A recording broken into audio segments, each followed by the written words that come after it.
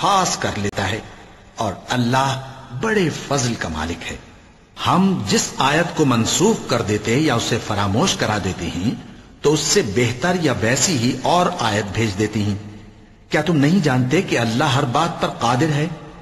کیا تمہیں معلوم نہیں کہ آسمانوں اور زمین کی سلطنت اللہ ہی کی ہے، اور اللہ کے سوا تمہارا کوئی دوست اور مددگار نہیں؟ مسلمانوں، کیا تم یہ چاہتے ہو کہ اپنے پیغمبر صلی اللہ علیہ وآلہ وسلم سے اسی طرح کے سوال کرو جس طرح کے سوال پہلے موسیٰ سے کیے گئے تھے؟ اور جس شخص نے ایمان چھوڑ کر اس کے بدلے کفر لیا تو یقیناً وہ سیدھے رستے سے بھٹک گیا۔ بہت سے اہل کتاب اپنے دل کی جلن سے یہ چاہتے ہیں کہ ایمان لا چکنے کے بعد تم کو پھر کافر بنا دیں، حالانکہ ان پر حق ظاہر ہو چکا ہے۔ تو تم معاف کر دو اور درگزر کرو یہاں تک کہ اللہ اپنا دوسرا حکم بھیجے۔ بے شک اللہ ہر بات پر قادر ہے۔ اور نماز ادا کرتے رہو اور زکوٰۃ دیتے رہو، اور جو بھلائی اپنے لیے آگے بھیج رکھو گے اس کو اللہ کے ہاں پالو گے۔ کچھ شک نہیں کہ اللہ تمہارے سب کاموں کو دیکھ رہا ہے۔ اور یہودی اور عیسائی کہتے ہیں کہ یہودیوں اور عیسائیوں کے سوا کوئی بہشت میں نہیں جانے گا۔ یہ ان لوگوں کے خیالات باطل ہیں۔ اے پیغمبر، ان سے کہہ دو کہ اگر سچے ہو تو دلیل پیش کرو۔ ہاں، کیوں نہیں؟ جو شخص اللہ کے آگے گردن جھکا دے، یعنی ایمان لے آئے، اور وہ نیکوکار بھی ہو، تو اس کا صلہ اس کے پروردگار کے پاس ہے۔ اور ایسے لوگوں کو قیامت کے دن نہ کسی طرح کا خوف ہوگا اور نہ وہ غمناک ہوں گے۔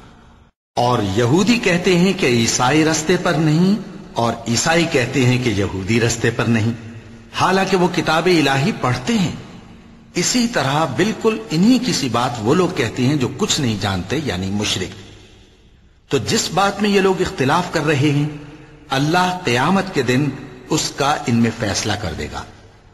اور اس سے بڑھ کر ظالم کون جو اللہ کی مسجدوں میں اللہ کے نام کا ذکر کیے جانے کو منع کرے اور ان کی ویرانی کے لیے کوشش کرے؟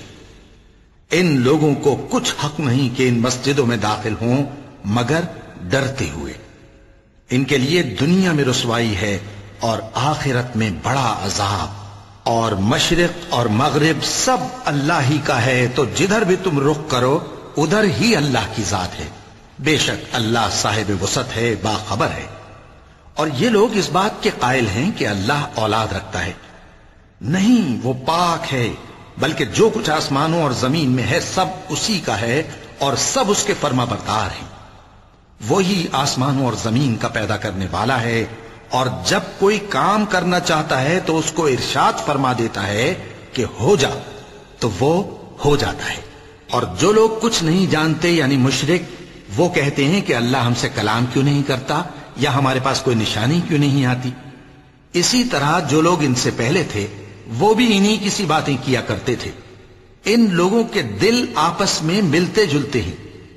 جو لوگ صاحب یقین ہیں ان کے سمجھانے کے لیے ہم نے نشانیاں بیان کر دی ہیں۔ اے پیغمبر، ہم نے تم کو سچائی کے ساتھ خوشخبری سنانے والا اور ڈرانے والا بنا کر بھیجا ہے۔ اور اہل دوزخ کے بارے میں تم سے کچھ پرسش نہیں ہوگی، اور تم سے نہ تو یہودی کبھی خوش ہوں گے اور نہ عیسائی، یہاں تک کہ ان کے مذہب کی پیروی اختیار کر لو۔ ان سے کہہ دو کہ اللہ کی ہدایت یعنی دین اسلام ہی ہدایت ہے۔ اور اے پیغمبر، اگر تم اپنے پاس علم یعنی وحی الہی کے آ جانے پر بھی ان کی خواہشوں پر چلو گے تو تم کو اللہ کی پکڑ سے بچانے والا نہ کوئی دوست ہوگا نہ کوئی مددگار۔ جن لوگوں کو ہم نے کتاب عنایت کی ہے وہ اس کو ایسا پڑھتے ہیں جیسا اس کے پڑھنے کا حق ہے، یہی لوگ اس پر ایمان رکھتے ہیں، اور جو اس کو نہیں مانتے وہی خسارہ پانے والے ہیں۔ اے بنی اسرائیل، میرے وہ احسان یاد کرو جو میں نے تم پر کیے، اور یہ کہ میں نے تم کو اہل عالم پر فضیلت بخشی۔ اور اس دن سے ڈرو جب کوئی شخص کسی شخص کے کچھ کام نہ آئے، اور نہ اس سے بدلہ قبول کیا جائے، اور نہ اس کو کسی کی سفارش کچھ فائدہ دے، اور نہ لوگوں کو کسی اور طرح کی مدد مل سکے۔ اور جب ابراہیم کی اس کے پروردگار نے چند باتوں میں آزمائش کی تو وہ ان میں پورے اترے۔ فرمایا کہ میں تم کو لوگوں کا پیشوا بناؤں گا۔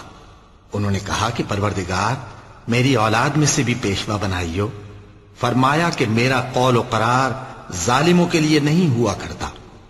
اور جب ہم نے خانہ کعبہ کو لوگوں کے لیے جمع ہونے اور امن پانے کی جگہ مقرر کیا اور حکم دیا کہ جس مقام پر ابراہیم کھڑے ہوتے تھے اس کو نماز کی جگہ بنا لو، اور ابراہیم اور اسماعیل کو حکم بھیجا کہ طواف کرنے والوں اور اعتکاف کرنے والوں اور رکوع کرنے والوں اور سجدہ کرنے والوں کے لیے میرے گھر کو پاک صاف رکھا کرو۔